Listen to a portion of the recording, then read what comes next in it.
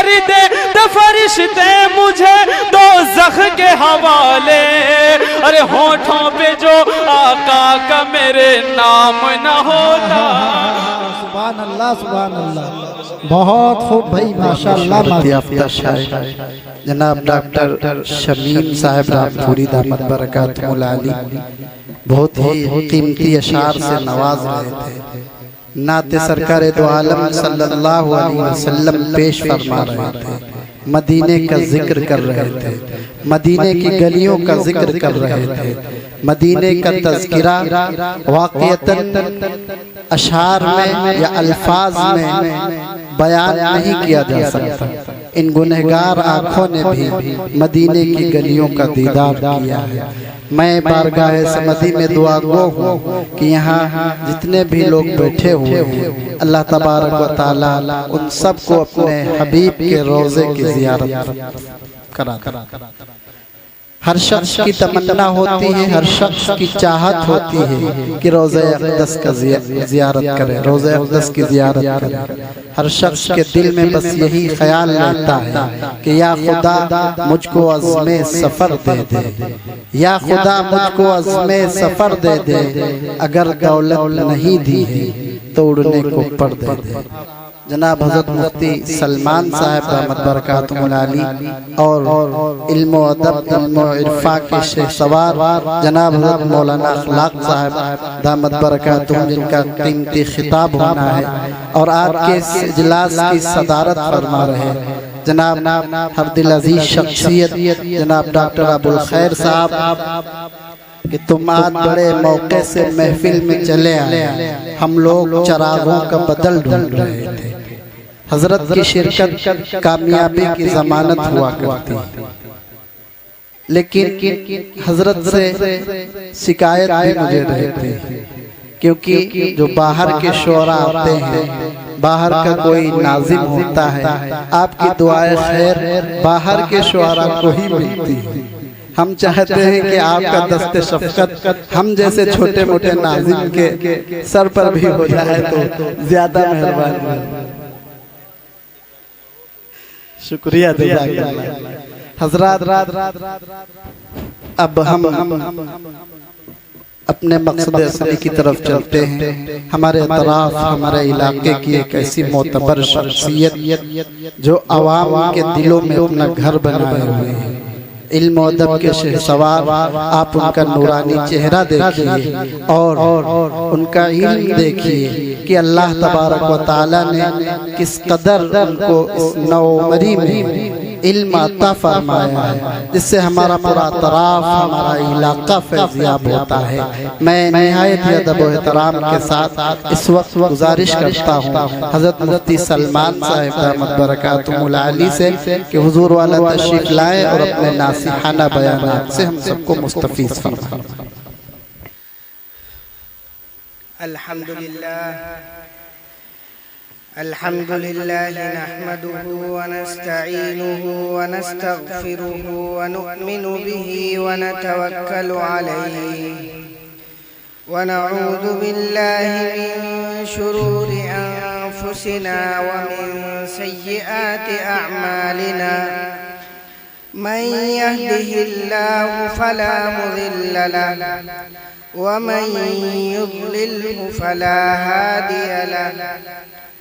ونشهد أن لا إله إلا الله وحده لا شريك له ونشهد أن سيدنا ومولانا محمدًا عبده ورسوله أما بعد فأعوذ بالله من الشيطان الرجيم بسم الله الرحمن الرحيم إنما المؤمنون إخوة فأصلحوا بين أخويكم صدق الله مولانا العظيم عن أبي هريرة رضي الله عنه عن النبي صلى الله عليه وسلم المؤمن أخو المؤمن يكف عليه ضيعته ويحوطه من ورائه أو كما قال عليه الصلاة والسلام. محترم و مکرم و معظم علماء کرام اور اسٹیج پر تشریف فرما اکابرین امت اور میرے معزز ساتھی اور دور تک نظر آ رہا ہمارے اس قصبے کا مجمع، ہم سب کے لیے اللہ رب العزت کا یہ بڑا احسان ہے کہ اللہ تعالیٰ نے ہمیں دین کی نسبت پر، ایمان کی نسبت پر، اسلام کی نسبت پر، قرآن کی نسبت پر کچھ دیر بیٹھ کر اللہ کے احکامات، اللہ کے نبی صلی اللہ علیہ وسلم کی تعلیمات کو سننے، سمجھنے اور اس پر عمل کرنے کے جذبے سے جمع فرمائے.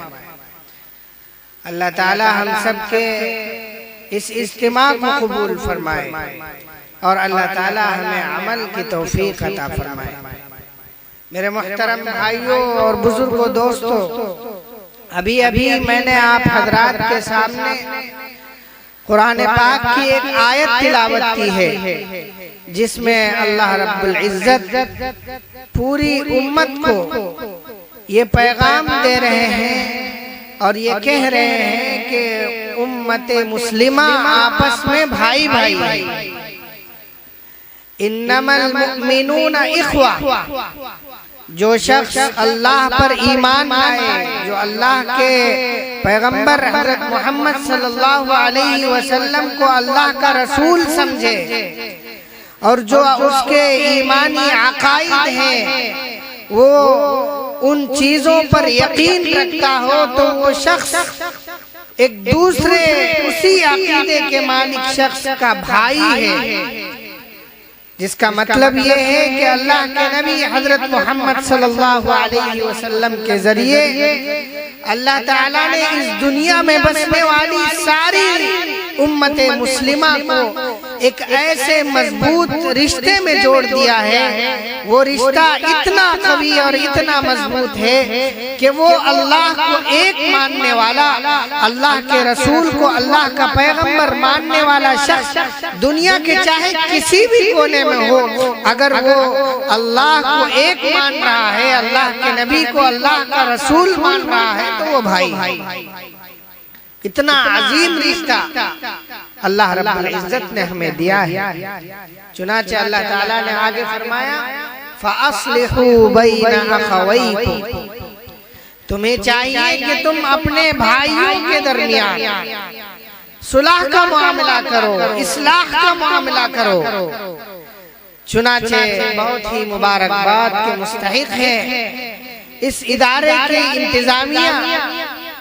اور ان کی مکمل ٹیم جنہوں نے اس عظیم اجتماع کا انعقاد کیا، اور اس کا مقصد یہ ہے کہ اللہ کے نبی صلی اللہ علیہ وسلم کی شان میں کچھ نعتیہ کلمات پڑھے جائیں گے، اللہ کے نبی کی سیرت کو سنایا جائے گا، اللہ کے نبی کی سیرت پر عمل کرنے کا جذبہ ہم اور آپ میں دلایا جائے گا اور اصلاح معاشرہ کی کوشش کی جائے گی. وہی اسلام جس کو اللہ کے نبی صلی اللہ علیہ وسلم کے ذریعے، اللہ کے نبی کے سینے کے ذریعے اللہ تعالیٰ فرما رہے ہیں فَأَصْلِحُوا بَيْنَ أَخَوَيْكُمْ. میرے محترم بھائیوں، اگر ہم اور آپ مسلمان ہیں، ہم اور آپ ایک دوسرے کے بھائی ہیں، تو جس طریقے سے ایک سچا حقیقی بھائی کبھی کسی دوسرے بھائی کی برائی نہیں سوچ سکتا، اس کے خلاف سازش نہیں کر سکتا، اس کے تکلیف کو خوشی نہیں محسوس کر سکتا، وہ اس کی تکلیف کو اپنی تکلیف سمجھتا ہو، اس کے خلاف پروپیگنڈے نہیں کر سکتا، اس کی ترقی کی کوشش کرتا ہے، تو ایک اچھے اور سچے مسلمان کو چاہیے کہ وہ اپنے سگے بھائی کے ساتھ جس طریقے کا معاملہ کر رہا ہے، اپنے مسلمان بھائی کے ساتھ بھی انہی جذبات کا، انہی خیالات کا، انہی افکارات کا اظہار کرے، تب جا کر وہ شخص اللہ کی نظر میں سچا اور پکا مسلمان ہو سکتا ہے۔ چونکہ اصلاح معاشرہ کا پروگرام ہے، معزز علماء کرام کا بیان ہونا ہے، مجھے بہت کم وقت ہے میرے پاس اور بہت مختصر وقت میں اپنی بات کو ختم کر دوں گا انشاءاللہ۔ میرے محترم بھائیو، اگر ہم اور آپ سچے اور پکے مسلمان ہیں تو ہمیں چاہیے کہ ہم اپنے مسلمان بھائی کے درمیان اصلاح کا معاملہ فرمائیں۔ آج ہمارے معاشرے میں یہ برائی عام ہو چکی ہے، اور اس قدر عام ہو چکی ہے کہ وہ لوگ جو اللہ کو نہیں مانتے، جو اللہ کے نبی صلی اللہ علیہ وسلم کی تعلیمات کو اپنے لیے اہم نہیں سمجھتے، وہ لوگ مسلمانوں پر استہزاء کہتے ہیں، مذاق اڑاتے ہیں، اور یہ کہتے ہیں کہ دیکھو تھانوں کی لسٹ اٹھا لو اور عدالتوں کے کیس کو اٹھا کر دیکھ لو، 90-95% جو کیسز ہیں وہ سب مسلمانوں کے، وہ ہمارا مذاق اڑا رہے ہیں، ہمارا استہزاء کر رہے ہیں، اور کیوں؟ اس وجہ سے ہے کہ ہم نے اللہ کے نبی صلی اللہ علیہ وسلم کی تعلیمات کو چھوڑا، جس کے نتیجے میں ہم ذلیل و خوار اور رسوا ہو کر زندگی گزار رہے ہیں۔ آج ہمارے معاشرے میں اختلاف ہو جاتا ہے، جھگڑا ہو جاتا ہے، کسی سے انبن ہو جاتی ہے، تو ہم اس کو ختم کرنے کے بجائے، ہم اس کو رفع دفع کرنے کے بجائے، اگر ہمیں موقع ملتا ہے تو ہم تیل میں آگ لگانے کا کام، چنگاری ڈالنے کا کام کرتے ہیں۔ اگر دو مسلمانوں کے درمیان کوئی اختلاف ہو جاتا ہے تو ہم اس اختلاف کو ختم کرنے کی کوشش کے بجائے ہم یہ کوششیں کرتے ہیں کہ کس طریقے سے اختلاف میں مزید اضافہ ہو جائے۔ اللہ کے نبی صلی اللہ علیہ وسلم فرما رہے ہیں، ایک مرتبہ صحابہ کا مجمع تھا، اللہ کے نبی صلی اللہ علیہ وسلم نے پوچھا، الا ادلکم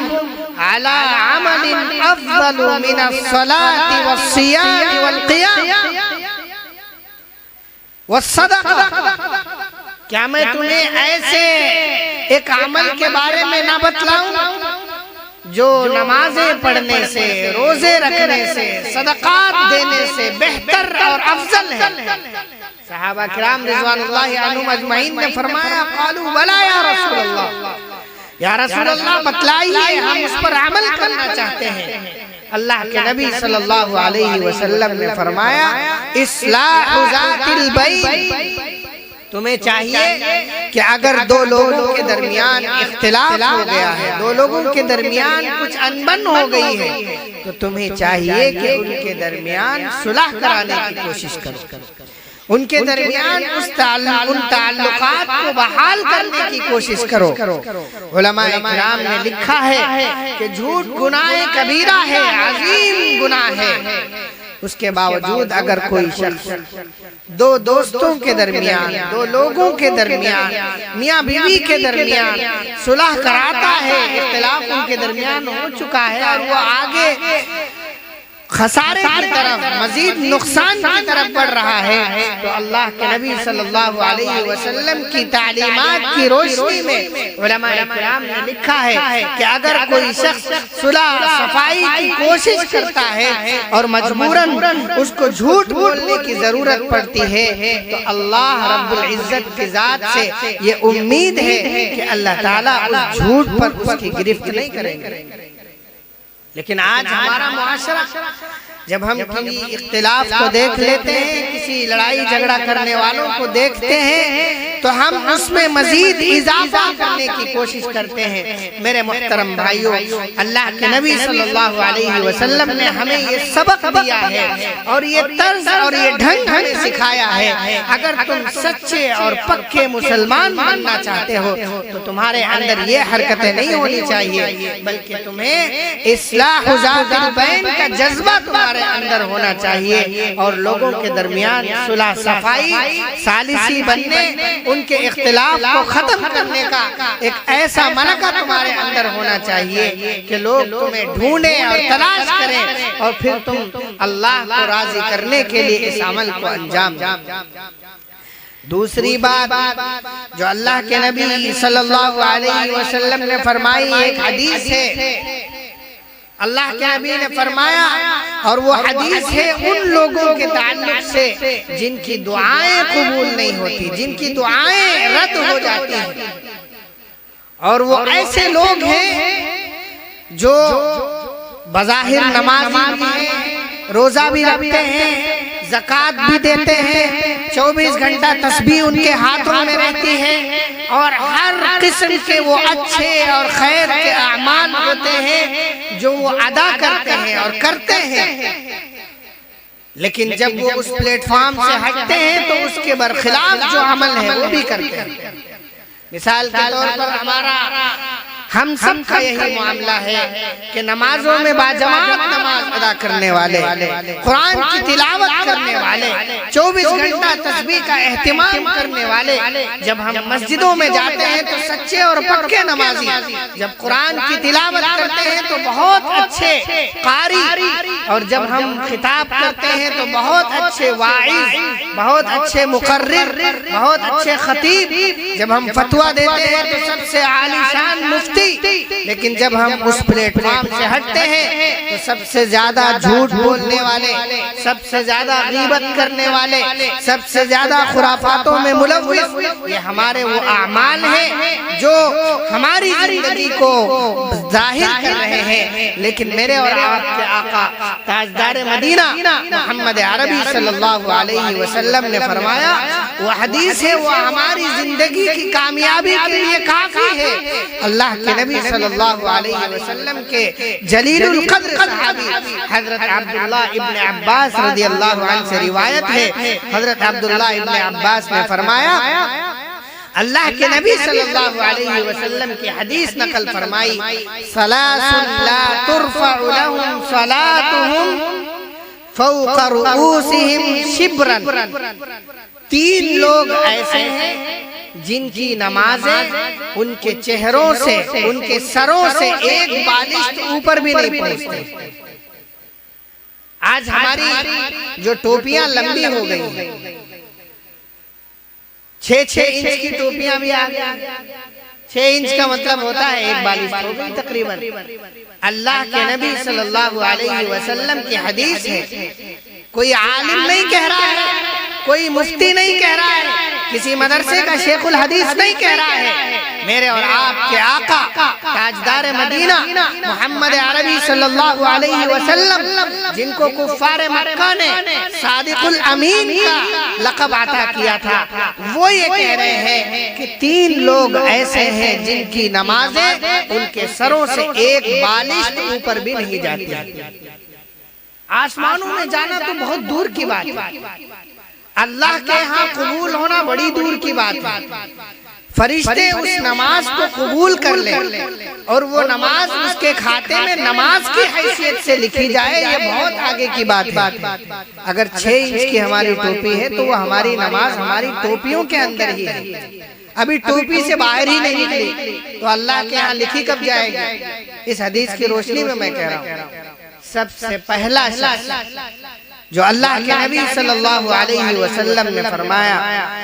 رجل اما قوما وهم له کارہون،